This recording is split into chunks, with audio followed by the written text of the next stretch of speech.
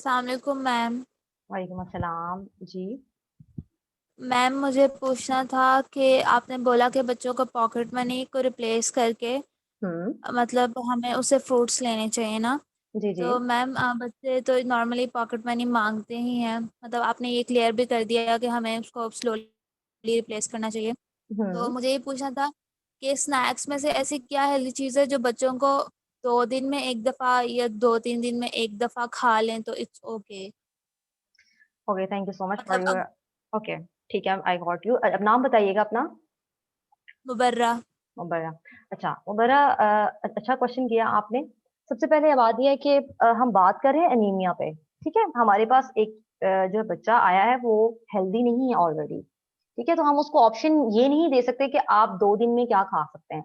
लेकिन हम उसको ये जरूर बता सकते हैं कि आप घर में ऐसा क्या बना के खा सकते हैं जो बच्चे के लिए एक स्वीट भी हो और इसके साथ साथ उसके लिए एक स्नैक वाली चीज भी हो। राइट। जैसे कि आपने डिफरेंट रेसिपीज देखी होंगी एनर्जी बॉल्स की।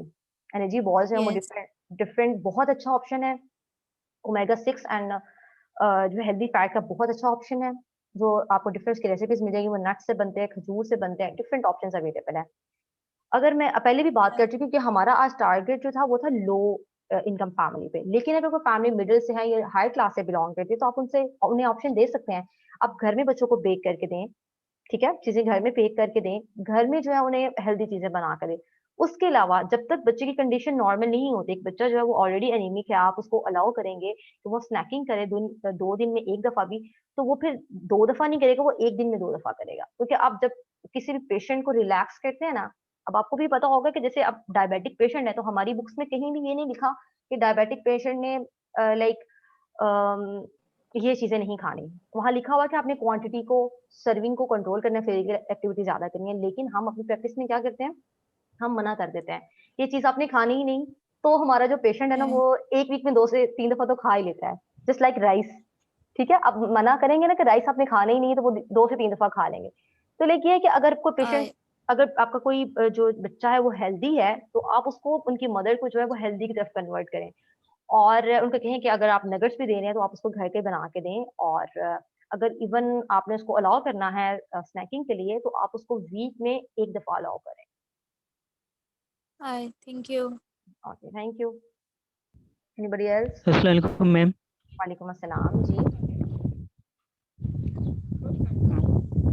मैम जो ये सीजरियन बेबी होते हैं, जो सीजरियन मतलब हैच होते हैं, तो उन पे क्या इफेक्ट्स होते हैं? उन पे क्या इफेक्ट्स होते हैं, किस चीज के? मैम जैसे एक नॉर्मल हुआ है और एक जी जी। सीजरियन हुआ है, तो उस पे क्या होंगे इफेक्ट्स?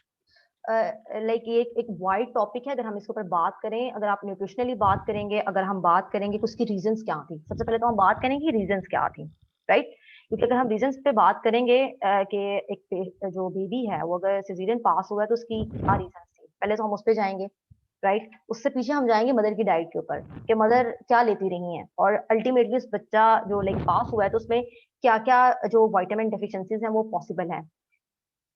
हमने आपने जी देखा मैम। होगा कि इसका आपने देखा होगा कि टाइमिंग का एक बहुत बड़ी चीज है कि अगर बेबी पास हुआ है तो उसका टाइम ओवर था, टाइम कम था।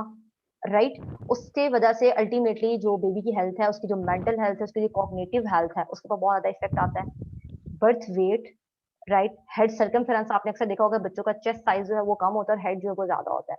तो अगर हम इसकी बात करें ना सिजेरियन की, तो वो हमें उसके लिए पीछे जाना पड़ेगा कि हम स्पेसिफिकली किसकी बात कर रहे हैं, हम मेडिकली रीजंस की बात कर रहे हैं, हम न्यूट्रिशनल रीजंस की बात कर रहे हैं, या हम अल्टीमेटली ये देख रहे हैं कि बच्चा जो है अब वो किन किन कॉन्सिक्वेंसेस को फेस करेगा।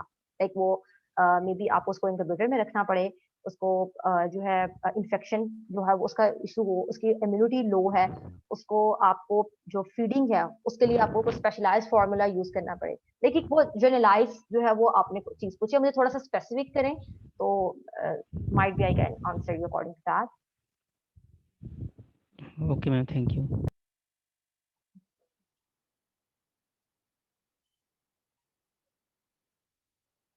We have 1 or 2 minutes more, can guys, you guys can ask me anything, I guess अब तो कोई भी नहीं है जिनको ऐड करना हो। इसके अलावा भी अगर आप कोई जनरलाइज क्वेश्चन पूछना चाहते हैं। Ma'am ji ji kind of zoned out जब आपने कैलोरी एस्टिमेशन की बात की तो like kind of zoned out, तो मुझे थोड़ा सा समझ नहीं आया वहाँ से। अगर आप थोड़ा सा रिपीट कर दें जी मेरे लिए जी please.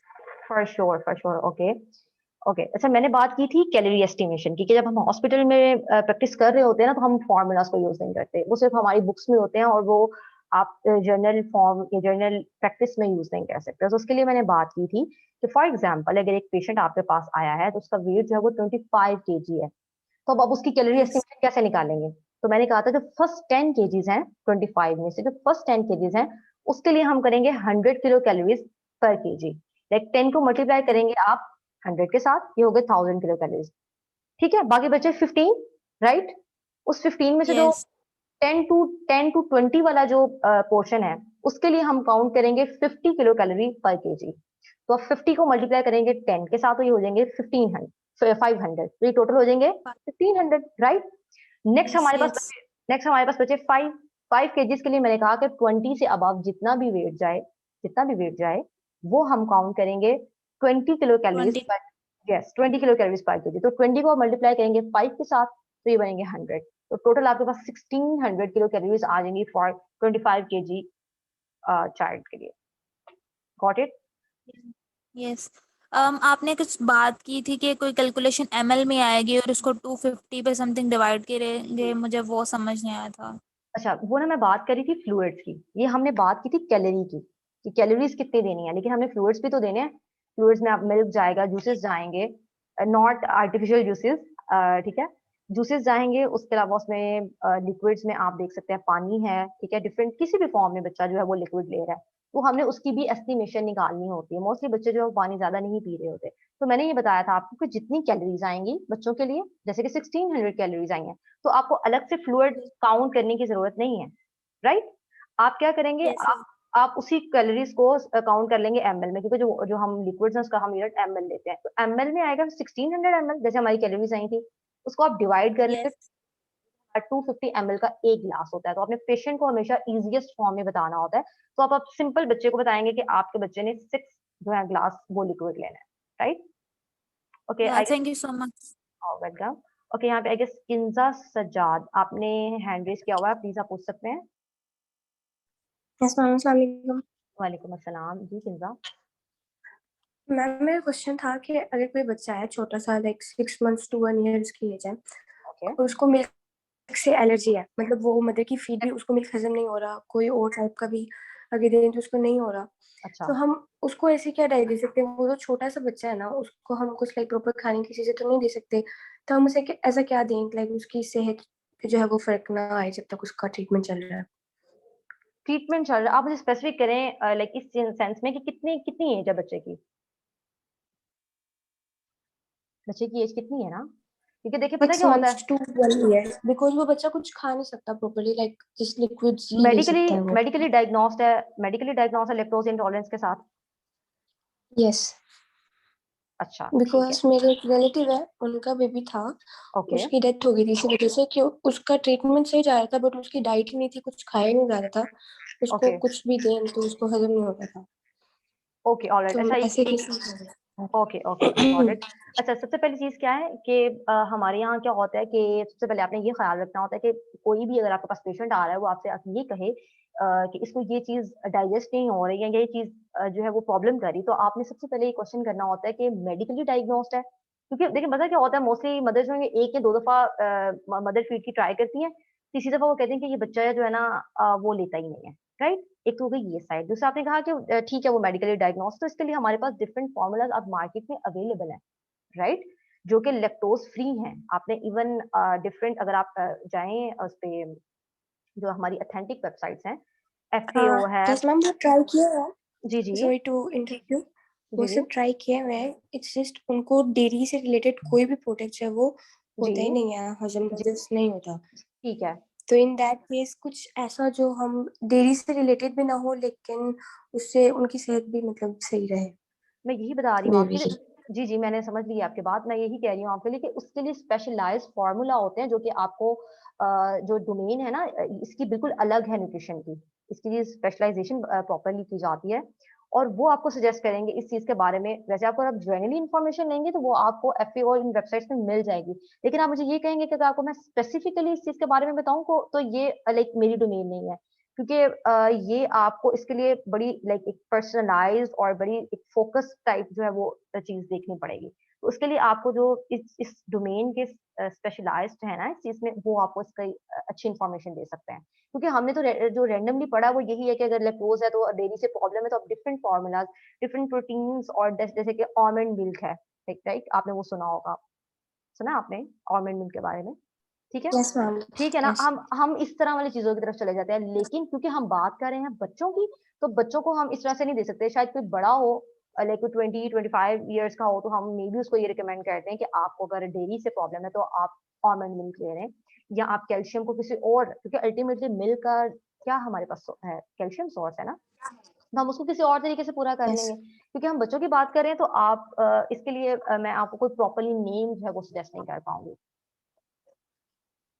Okay ma'am, thank you very much. Thank you. I guess anybody else?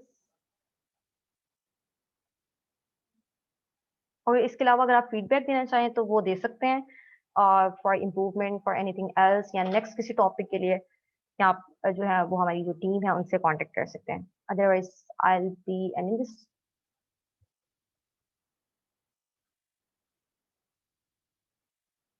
Admin please मुझे बताइएगा कि मैं मीटिंग एंड कर दूं या हम फर्दर कुछ अनाउंस करना है। मैम मुझे बस I have this last question ji ji please. कि मैम आपने तो प्रोफेशनली भी काम किया है, तो अगर आज के मतलब जो लो इनकम क्लास होती है या जी जिनको जी। इतना नहीं अंदाजा होता इस चीज़ का, तो अगर उनके बच्चे को आयरन डेफिशिएंसी के सिम्टम्स है कि उसकी टांगों में दर्द है या वो स्कूल में अच्छी परफॉर्मेंस नहीं दे रहा, हम्म तो वो लोग नॉर्मली एक न्यूट्रिशनिस्ट के पास नहीं आएंगे बिकॉज उनको इतना नहीं पता, तो वो मतलब दवाई ही एक्सपेक्ट करते हैं, हम्म नॉट अ प्रॉपर डाइट। तो वो हम्म। एक दूसरे डॉक्टर के पास जाएंगे, न्यूट्रिशनिस्ट के पास नहीं। मतलब I want to ask why would they reach us? अच्छा मतलब ठीक है। नॉर्मली आपके पास ऐसे पेशेंट्स आए हैं या नहीं? ओके ओके, क्योंकि मैंने काम किया है गवर्नमेंट सेटअप्स में दोनों दफा, इसे मेरे 2 जगह से जो है वो ट्रेनिंग है। तो मैंने दोनों में पीड्स के जो हेड थे, एक मेरी जो ट्रेनिंग है वो जेहलम से है, वहाँ पे पीड्स के जो हेड है डॉक्टर इंसान उनके साथ थी। तो वो मोस्टली जो थे हमें पेशेंट रेफर करते थे। अब एक पेशेंट जो है वो है ही टोटली न्यूट्रिशन से रिलेटेड, एक बच्चा वो अंडर वेट है, उसकी मदर कह रही है कि कुछ खाता पीता नहीं है, या वो माल नरिश्ड है, या कुछ इस तरह वाली चीजें हैं, तो वो स्पेसिफिकली हमें रेफर करते थे। क्योंकि अब THQs में उस तरह से न्यूट्रिशन अवेलेबल नहीं है, लेकिन DHQ में न्यूट्रिशन जो है वो अवेलेबल है। तो जो डॉक्टर्स हैं वो आपको रेफर कर देते हैं कि ये पेशेंट जो है वो आपकी डायग्नोसिस में लिख देते हैं कि एनीमिक है, या मे भी वो आपको ये भी ना लिखें, वो वैसे ही देख के रेफर कर दें और नेक्स्ट आपने ही उनको ट्रीट करना होता है। तो आप मे बी आप अगर प्राइवेट की बात करेंगे ना, प्राइवेट सेटअप की, तो वहां पे तो लाइक ऑब्वियसली आपको बताएगा मिडिल टू हायर क्लास लोग ही आएंगे, ठीक है। और अगर आप बात करेंगे लोअर क्लास की, वो जाएंगे गवर्नमेंट हॉस्पिटल में, और वहां पे जो डॉक्टर्स अवेलेबल हैं और अगर वहां पे न्यूट्रिशनिस्ट हैं तो वो फिर उनको रेफर कर देते हैं। और अगर नहीं है तो मैंने तो यही देखा था कि जो हमारे डॉक्टर्स थे वो खुद उनकी काउंसलिंग कर रहे होते थे न्यूट्रिशन रिलेटेड, ऑल्दो कि थैंक उनका काम नहीं है। Thank you. यू अच्छा सो यहाँ, much. Welcome.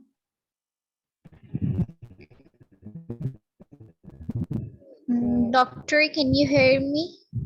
Yes I can, please I have a question. Please. At first, जो हमारे पास चिल्ड्रन होते हैं उनमें हमारे पास जो है एनीमिया, आयरन डिफिशिएंसी एनीमिया के जो हैं वो सिम्टम्स शो नहीं होते हैं। So what would be the cure? और फिर हमें बाद में ही पता चलता है, तो इससे मतलब कुछ ऐसा नहीं है कि हमें कुछ पता चले या कुछ इस तरह से कोई भी क्योर? सॉरी मैंने क्वेश्चन आपका लाइक मुझे अंडरस्टैंड नहीं हुआ, दोबारा बताइएगा। मैं ये पूछना चाह रही हूँ कि स्टार्ट में जब बच्चे को आयरन डिफिशिएंसी एनीमिया होता है तो हमें उसके सिम्टम्स शो नहीं होते ओके। एट फर्स्ट वो कुछ होता है तो टाइम बाद सिम्टम्स शो हमें नहीं जो होते। है सिम्टम्स शो। ओके। तो what would be the diet और हमें कब और कैसे पता चलता है? अच्छा, मैं जिस सेंस में इसको अंडरस्टैंड कर रही ना, वो इस सेंस में जैसे कि हम अगर बात करें बायोकेमिकल टेस्टिंग की, तो हम सीबीसी से ही देखते हैं, ठीक है, हीमोग्लोबिन है उसमें, और हीमोग्लोबिन जो है वो एग्जैक्ट उसको शो नहीं करता हमारे सीरम आयरन को, क्योंकि वो अल्टीमेट एक कॉन्सिक्वेंस है जो कि शो करता है कि आयरन स्टोरेज है वो बिल्कुल डिप्लीट हो चुके हैं, तो उसका ये कॉन्सिक्वेंस है, राइट। और हमारे यहाँ पे जो प्रैक्टिस है मोस्टली वो यही है कि यहाँ पे सीबीसी से हम चेक करते हैं कि बच्चा एनीमिक है या नहीं है। So first test be a CBC test. Hmm. Okay. Okay. Thank you so much.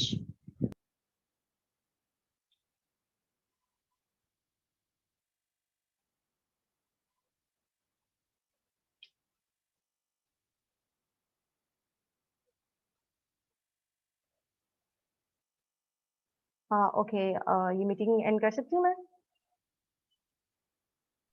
Sure, ma'am. It was really helpful. Thank you so much. Welcome, thank you, Allah Hafiz.